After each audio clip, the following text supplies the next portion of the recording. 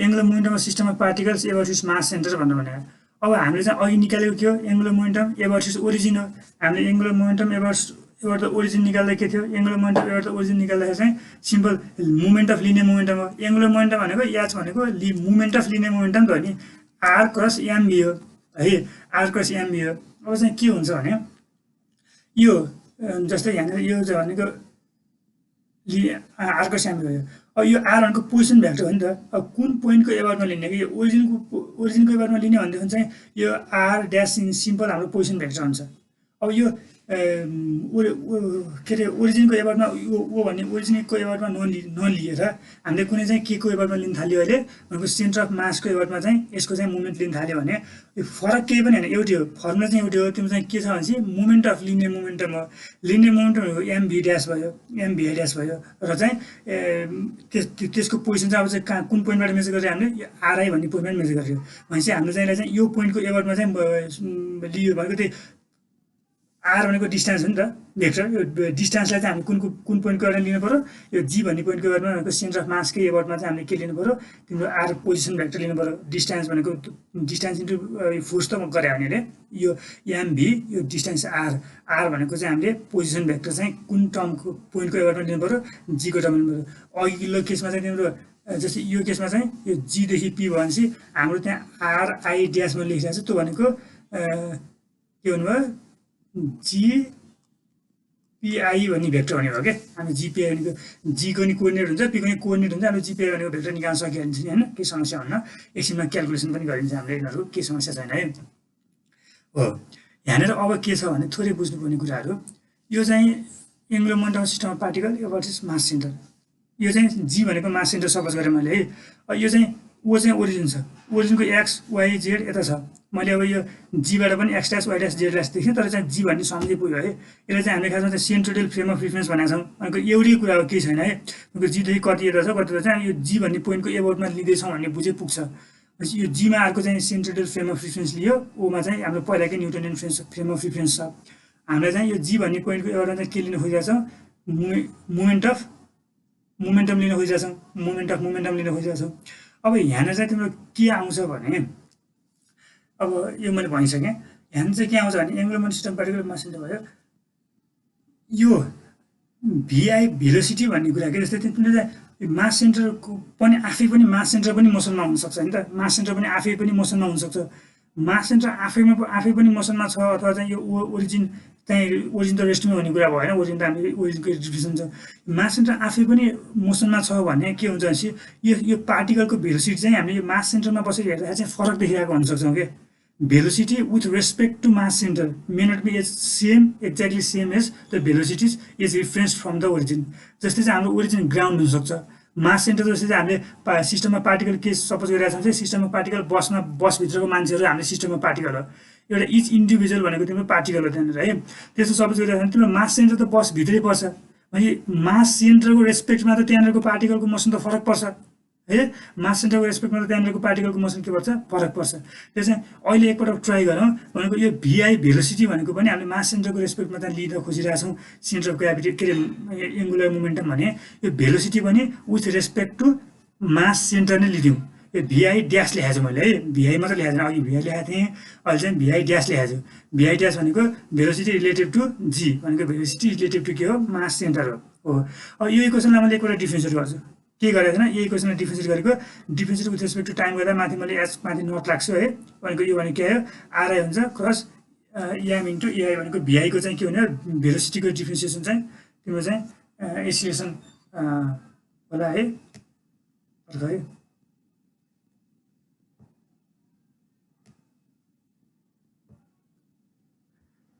एकछिन भएर है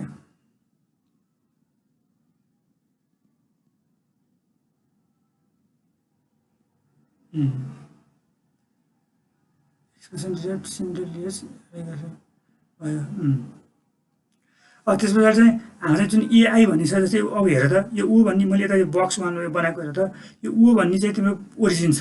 यो ओ भन्ने चाहिँ तिम्रो ओरिजिन छ। यो ओरिजिनबाट चाहिँ तिम्रो जी भन्ने चाहिँ सेन्टर अफ मास छ, जी भन्ने चाहिँ सेन्टर अफ मास छ, ओ भन्ने चाहिँ ओरिजिन छ है। यो पी भन्ने हाम्रो कुनै पोइन्टको रेस्पेक्टमा हामी हेरिरहेछौँ। अब एसिलेसन हेर्ने भने यो ओदेखि पीसम्म गएको चाहिँ ओको रेस्पेक्टमा हेरेको एसिलेसन त ओदेखि पीसम्म हुन्छ। यो ओदेखि पीले चाहिँ ए आइदिन्छ, एसिलेसन अफ आई दिन्छ।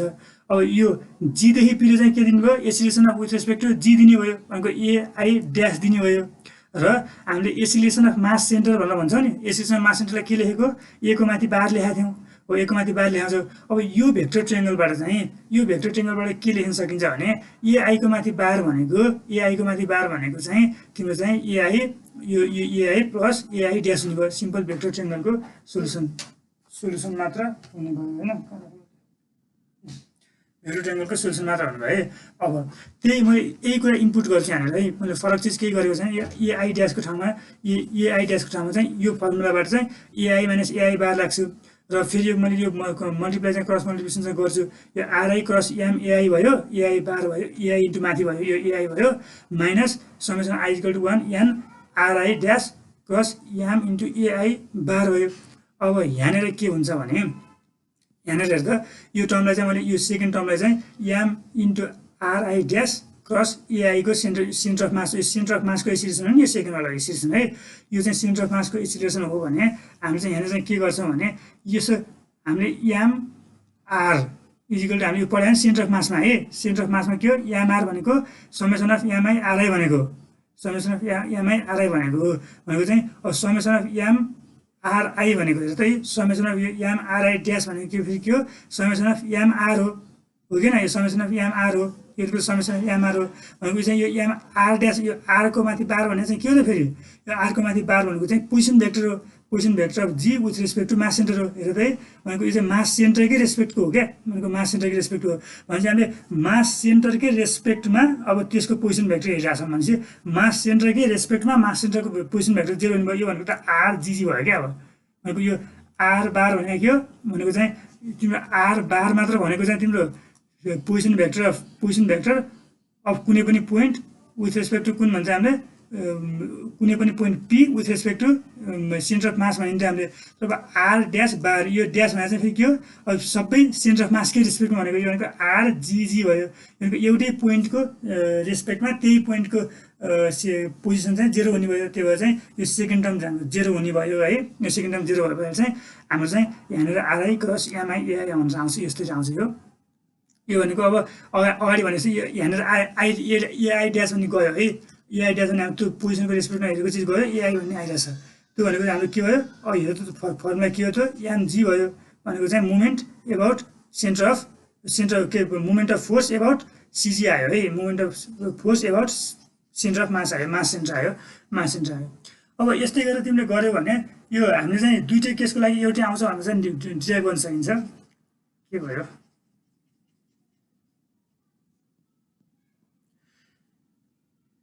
क्यालकुलेसन चाहिँ गन्दा जस्तो देखिरह होला तिमीले है, त्यस्तो त होइन सिम्पल छ क्यालकुलेसन त, तर यो खासमा कतिको युज टु छ हामी यो भेक्टर नोटेसनहरूसँग भन्ने कुरा के मैले फेरि एकपल्ट रिपिट गरेँ है, हामीले सेन्टर अफ मास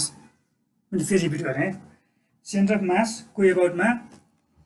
मासको एबाउटमा चाहिँ एङ्गुलर मोमेन्टम निकाल्न खोजेको, सेन्टर अफ मासको एबाउटमा एङ्गुलर मोमेन्टम निकाल्न खोजेको भनेपछि हामीलाई चाहियो के चाहियो तिमीलाई हामीलाई चाहिएको चिज चाहिँ त्यो सेन्टर अफ मासदेखि चाहिँ त्यो पोइन्ट कति टाढा छ त्यसको पोजिसन कति हो, कहाँ हो position vector of that point with respect to centre of mass, त्यो भनेको आरआई ड्यास लेखाएको छु मैले यहाँनिर, त्यो भनेको आरआई ड्यास भयो position vector of that point with respect to centre of mass into यहाँ हेरौँ न इन्टु एम इन्टु भिआई भनेको भेलोसिटी अफ के हुन्छ centre of mass with respect to के भन्नुभयो velocity centre of mass with respect to velocity of that particle with respect to centre of mass. अनि हामीले सिम्पल क्यालकुलेसन गऱ्यो, अर्को चाहिँ यो चाहिँ बुझ्नु पऱ्यो, त्यो पछि बुझ्नुपर्ने चिज यो छ, यो भनेको चाहिँ यो चाहिँ जहाँसुकै सबै कुराको लागि युज हुन्छ है, एसिलेसनको लागि पनि युज हुन्छ, भेलोसिटीको लागि पनि युज हुन्छ, पोजिसनको लागि पनि युज हुन्छ। मैले फेरि यो चाहिँ यो गरिरहेको थिइनँ है, भनेको यहाँनिर थोरै यो मास इन्टु यसमा छ है, यो भेलोसिटी भनेको चाहिँ तिम्रो फेरि क्रस प्रडक्ट आउँछ नि तिम्रो है, तिम्रो क्रस प्रडक्ट आउँछ के क्रस प्रडक्ट आउँछ तिम्रो क्रस प्रडक्ट आएर चाहिँ तिम्रो चाहिँ यो आरआई क्रस एमभिआई गरिन्छ नि हामीले होइन, अनि अघि हामीले गरेका थियौँ नि त्यो गर्दाखेरि चाहिँ त्यो भिआई र भिआई के यो आरआई नट अघि हामीले गरिसकेका थियौँ एउटा आरआई नट र भिआई आरआई नट क्रस भिआई आउँछ कि तिम्रो यो सुरुकोलाई डिफ्रेन्सिएट गरेर चाहिँ भिआईलाई इन्टिग्रेट छोडिदियो भने भनेको यो त खासमा क्रस मल्टिप्लिकेसनको डबल प्रोडक्ट हो नि त हामी भर्खर माथि गरेको त्यो मैले सिधै युज गर्थेँ आरआई नट तपाईँको आरआईलाई चाहिँ यसमा चाहिँ पहिला आरआईलाई चाहिँ तिमीले डिफ्रेन्सिएट गर्यो आरआईलाई डिफ्रेन्सिएट गरेपछि आरआई नट आयो इन्टु एम भिआई भयो यो आरआई नट भनेको भिआई नै भयो भिआई इन्टु एम भिआई भनेको क्रस प्रडक्ट 0 भयो क्या त्यही भएर चाहिँ मैले चाहिँ के भयो सिधै आरआई इन्टु एम एआई मात्र लेखिदिएँ है माथि गरिसकेको छ त्यही भएर चाहिँ मैले यहाँनिर त्यो एक्सप्लेन गरिनँ त्यो चाहिँ एआईलाई चाहिँ मैले सिम्पल यो भेक्टर ट्रायङ्गलबाट चाहिँ एआईको फर्मुलाई सब्स्टिट्युट गरेँ र सिम्पल एउटा टर्म 0 भयो किन position vector of some point ever same point is 0 position vector of some point ever same point is 0 है भनेको यो जी भन्ने पोइन्टको position vector with respect to G नै त 0 हुने भयो त्यस कारणले गर्दा हाम्रो यो भ्यालु 0 भयो भनेपछि यो भनेको चाहिँ के आउँदैछ भने एङ्गुलर मोमेन्टम भनेको अहिले चाहिँ के गरेका छौँ भेलोसिटी अथवा motion of particle is viewed from centre of mass है के अरे motion of the particles are viewed from centre of mass माथि भी ड्यास ल्याएको छ यो सल्भ गर्दै जाँदा पो लास्टमा हामीलाई यो के अरे सिधै यो एआई मात्र आयो एआई ड्यास आएन तर चाहिँ भ्युड फ्रम के हो यो सेन्टर अफ मास नै हो भनेपछि यसो गर्दाखेरि पनि यो भनेको summation of movement of force आयो यो भनेको समेसन अफ एम भनेको summation of movement of force हो मुभमेन्ट अफ फोर्स आयो अब यस्तै गरेर गरियो भने सेम एक्ज्याक्टली सेम यही स्टेप्स हुन्छ स्टेप्स फरक नै पर्दैन हामीले एक्ज्याक्टली यही स्टेप्स फलो गरेर गरियो भने हामीले यो याजी ड्यास र याजीमा फरक छ है हेरौँ यहाँनिर याजी ड्यास भनेको चाहिँ के लेखेको छु भने मैले याजी ड्यास भनेको चाहिँ यो चाहिँ angular momentum about centre of mass त हो यो माथि ड्यास लेखेको किनभने यो ड्यास भनेको चाहिँ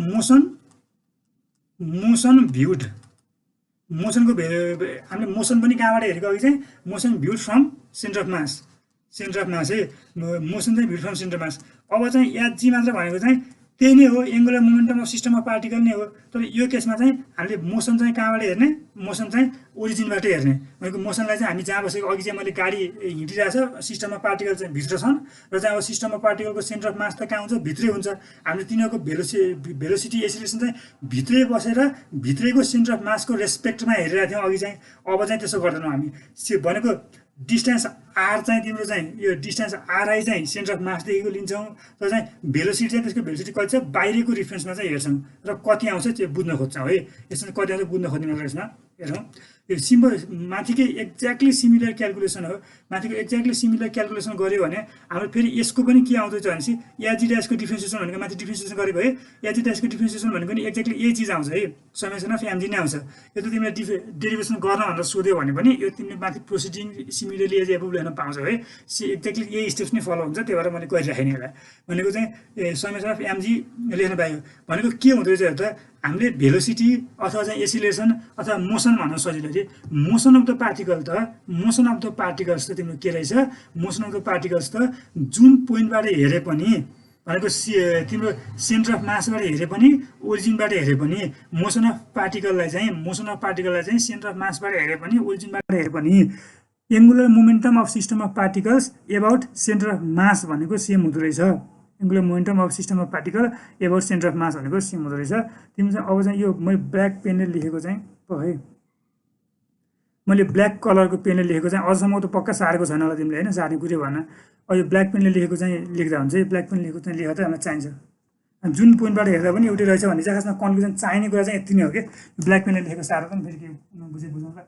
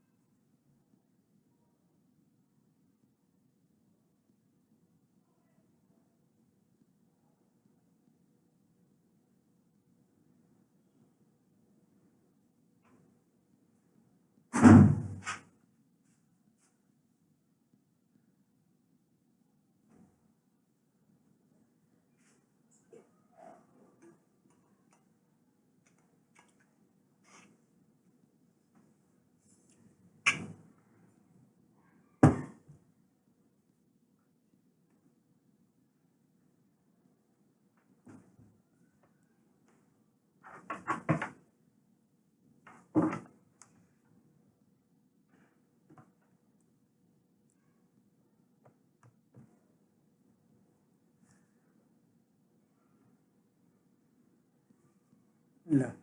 अब यसमा चाहिँ अब त्यो खासमा तिमीलाई अलिकति चाहिँ के चाहिँ अनयुजुअल लागिरहेको हुनसक्छ नि यस्तो खालको हामीले क्रस मल्टिप्लिकेसन होइन त्यसरी तिमीले के भन्छ क्रस प्रोडक्ट डट प्रोडक्ट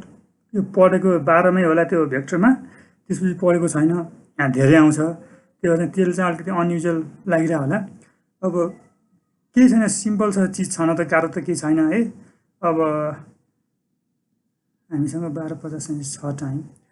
के गरौँ भने यो थोरै सानो छ यो चाहिँ हेरौँ अनि त्यो दुईवटा निमै गरेर होला kinetic energy of system of particle यो पनि सिधै फर्मुला मात्रै लेख्दा नि के फरक पर्दैन है बुझेर फर्मुला मात्रै लेख्दा हुन्छ यो kinetic energy of system particle चाहिँ छोटो छ त्यही भएर 2-3 मार्क्समा कहिलेकाहीँ सोध्न पनि सक्छ हामीले फेरि पनि हो है अझै काइनेटिक इनर्जी सिस्टम पार्टिकल लेख्छ अब माथिको एङ्गुलर मोमेन्टममा यति बुझ्नुपर्ने त्यो एङ्गुलर मोमेन्टममा एबाट जी भनेको यति हुन्छ भने यति फर्मुला बुझी पुग्छ है यति फर्मुला बुझी पुग्छ है यति बुझ्यो भनेपछि अब यो चाहिँ तिमीलाई थ्योरीमा आएर लेख्दै भयो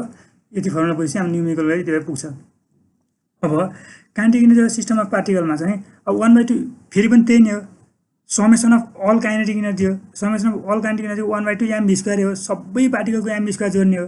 अघि हामीले एक्ज्याक्टली जे भनेको थियौँ त्यही यो भी यो पोइन्टको चाहिँ यो vi हो यो चाहिँ एकदम यो फिगर चाहिँ एकदम कन्ठै हुनुपर्छ है किनभने तिम्रो चाहिँ आरमा पनि यही आउँछ सबैमा यही आउँछ त्यो एकदम धेरै युज हुने कुरा हो यो भनेको चाहिँ यो vi भयो यो चाहिँ vi ड्यास भनेको चाहिँ यो जी को रेस्पेक्टमा हेरेको बेला हामीले vi ड्यास लेख्छौँ नि त हामीले होइन अघि पनि vi ड्यास लेखेका थियौँ अब चाहिँ यो चाहिँ v बार भनेको velocity of centre of gravity with respect to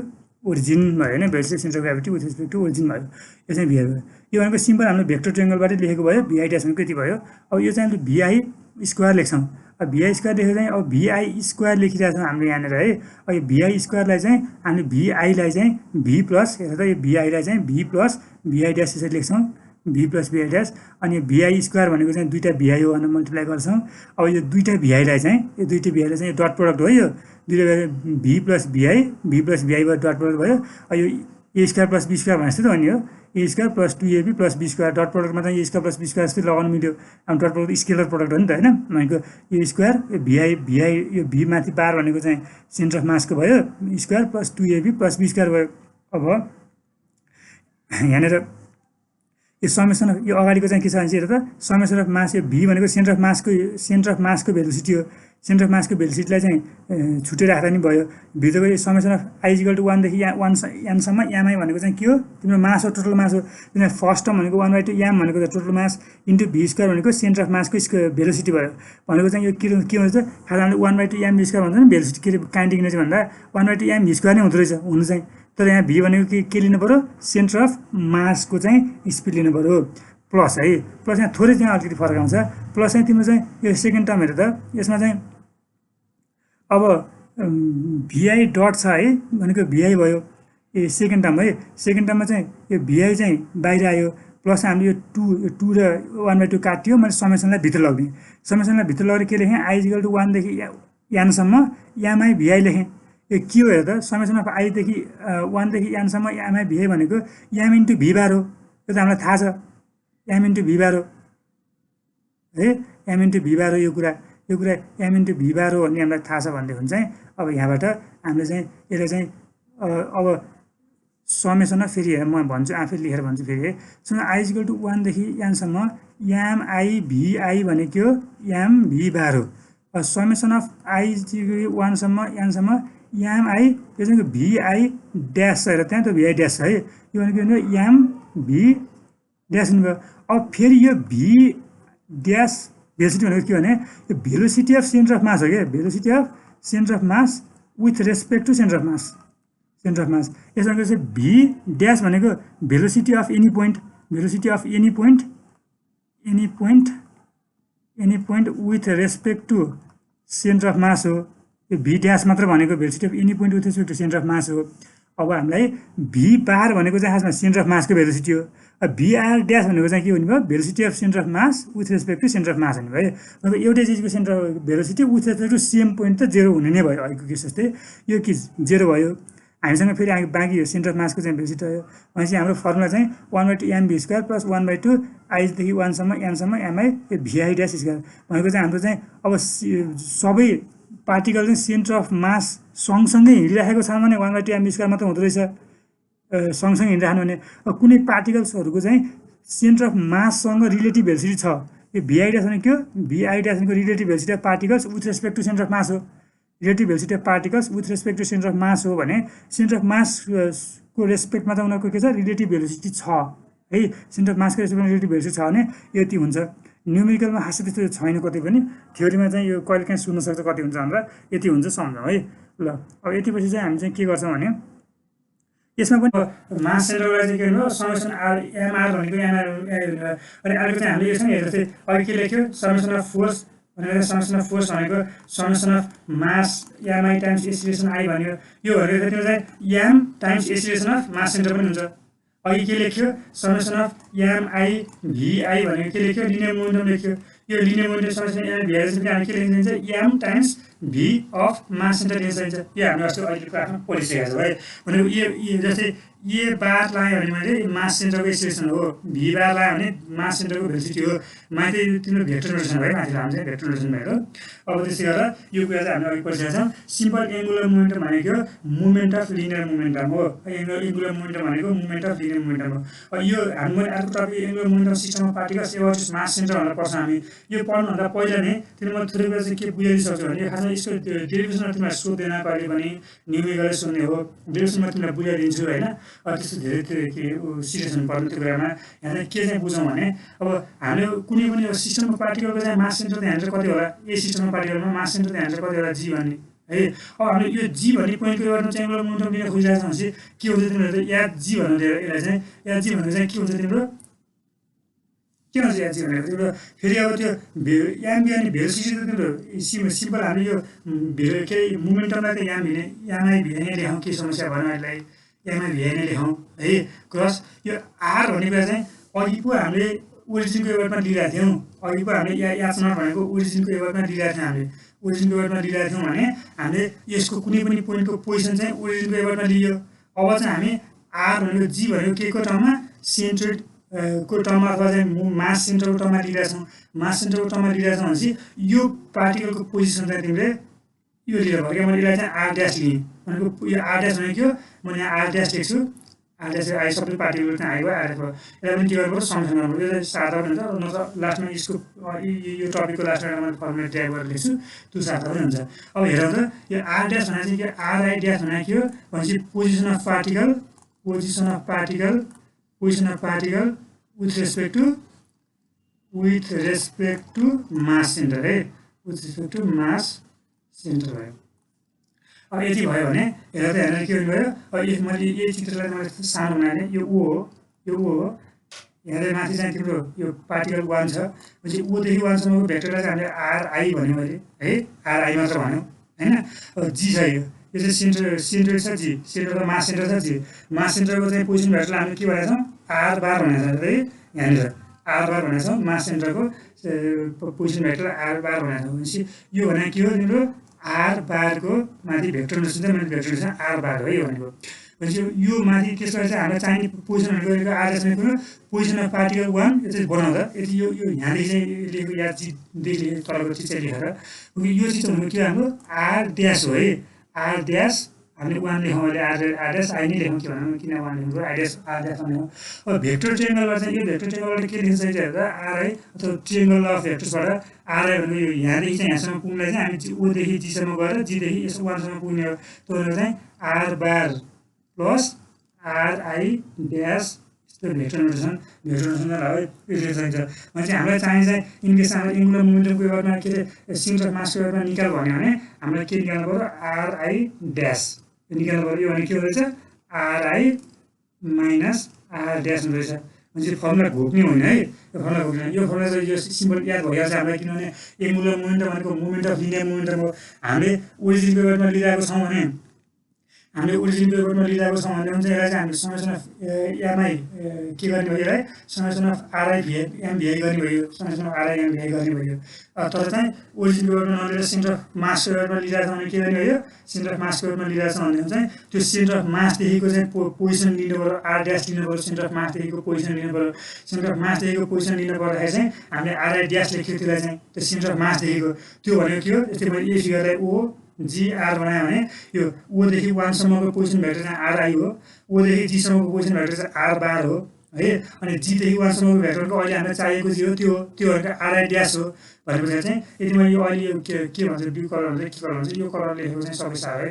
यो कलर लेखेको सबै छ। र अब यताको पनि यदि यिनीहरू पनि अब अस्तिको नोटमा लेखिसकेको छ, लेखेको छैन अस्ति सारेको छैन भने त्यो पनि सार्दा हुन्छ, सबै चाहिने कुरा हो। यति बेला चाहिँ हामीले सेन्टर अफ मासको बारेमा निकाल्नु पर्यो भने चाहिँ चाहिने भयो। सिम्पल कुरा छ, नयाँ चिज केही छैन, सजिलो कुरा छ। यसमा थोरै यो सर त्यो अस्ति इनर एङ्गुलर मोमेन्टम वालामा हैन लेखेको थिएँ नि हैन यो वाला त्यो h0 वाला h0 लेखेर गरे थिएँ नि माथिको त्यो hg वाला इक्वेसन माथि वाला त्यही यही सेम थियो नि हैन इनर एङ्गुलर